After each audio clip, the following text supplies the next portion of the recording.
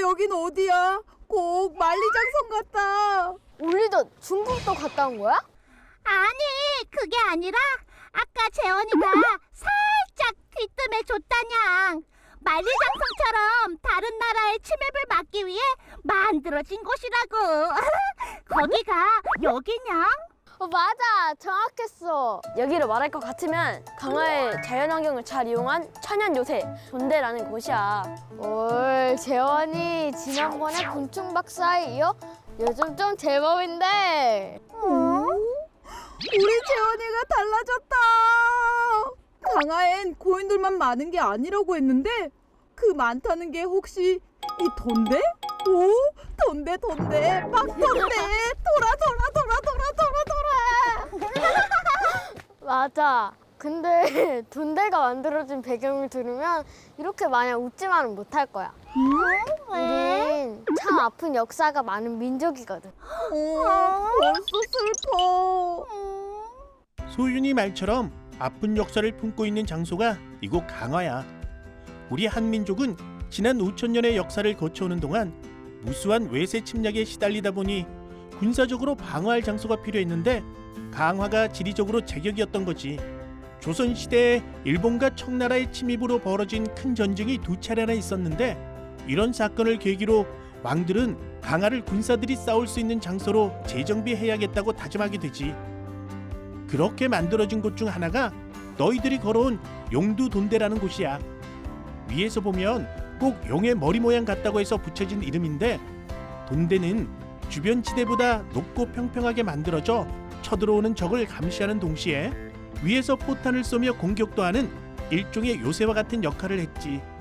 용두돈대가 역사적 의미를 남긴 사건은 1871년 미국이 공격해왔던 신미양요였는데 당시 신식 무기로 무장한 미군과 달리 우리의 전투력은 비교할 수 없이 초라했고 결국 350여 명의 군사가 모두 전사했어. 하지만 나라를 지키겠다는 의지만큼은 얼마나 대단했는지 총이 소용 없어지면 창과 칼을 들었고 창이 부러지면 바위와 흙을 던져서라도 끝까지 나라를 위해 저항했대. 우린 끝까지 온 힘을 다해 싸울 것이다. 칼과 창이 부러진 자들은 돌을 던지거나 흙을 뿌려서라도 저항한다. 생각만 해도 정말 대단하고 무섭다냐. 여기가 그런 곳이었다니. 우리가 이렇게 평화롭게 있을 수 있는 것도 다 그런 선조들의 희생 덕분이지. 우리가 온 곳은 용두돈대라고 들었지? 이거는 강화에 있는 돈대 중에서도 가장 마지막에 만들어진 곳이야. 그럼 내가 분위기 좀 바꿔서 퀴즈 하나 내볼까? 좋아. 강화에 있는 돈대는 총 몇 곳일까요? 나 베리베리. 5개. 조금만 더. 그럼 올리. 100개.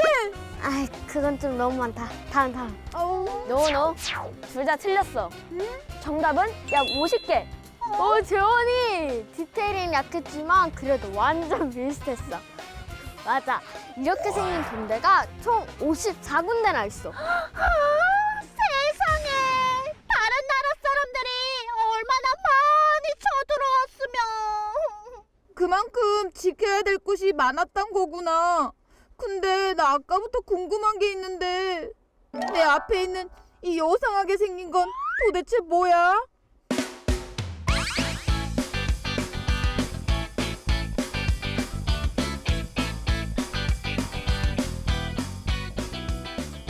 근데 이 작은 프로 적들을 향해 빵! 쏠려면 적을 다 물리치기에는 좀 어렵지 않았을까? 그러게, 포탄이 얼마나 멀리 날아올 수 있었던 거지? 게다가 이 벽에 있는 구멍들 사이로 포를 조준하기도 쉽지 않았을 것 같아. 그럼 말 나온 김에 우리가 무기면에서 처절하게 밀린 신미양요 얘기를 좀 더 해볼게.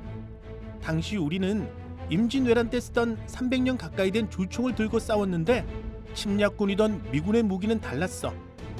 플리머스, 스프링필드 등의 소총이었는데 우리의 무기보다 발사 속도도 빠르고 날아가는 거리가 훨씬 길었다고 해. 약 8시간에 걸쳐 진행된 이 전투에서 조선군은 모두 전사했지만 미군은 목숨을 잃은 사람이 3명이었으니 전투력이 얼마나 차이 났는지 무기에서 고스란히 드러난 거야. 이 밖에도 포가 폭발하지 않았던 대포, 사거리가 짧았던 소포 등 우리 군의 무기는 약했어. 하지만 훗날 어느 미군은 조선군을 이렇게 기억했지.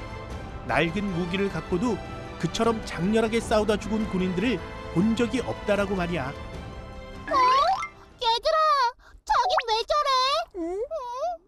저곳에서 막 물살이 세게 후리리리리 몰아치고 있어.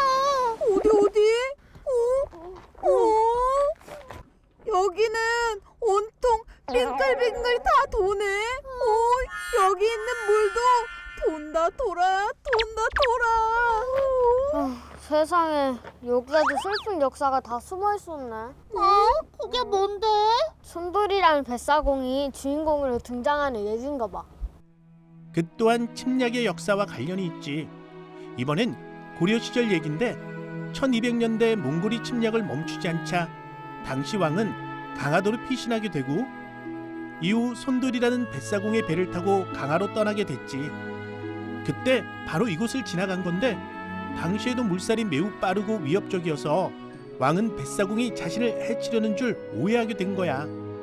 왕의 의심을 산 손돌은 결국 신하들의 손에 처형당했지만 죽기 전 고종이 백기를 무사히 찾아가길 걱정하며 물 위로 바가지를 띄웠다고 해. 바가지를 따라가면 거센 물길을 빠져나갈 수 있다는 걸 알고 있던 거지. 이후 무사히 육지에 닿은 왕은 뒤늦게 후회하며 손돌을 위로하는 장례까지 치러줬대.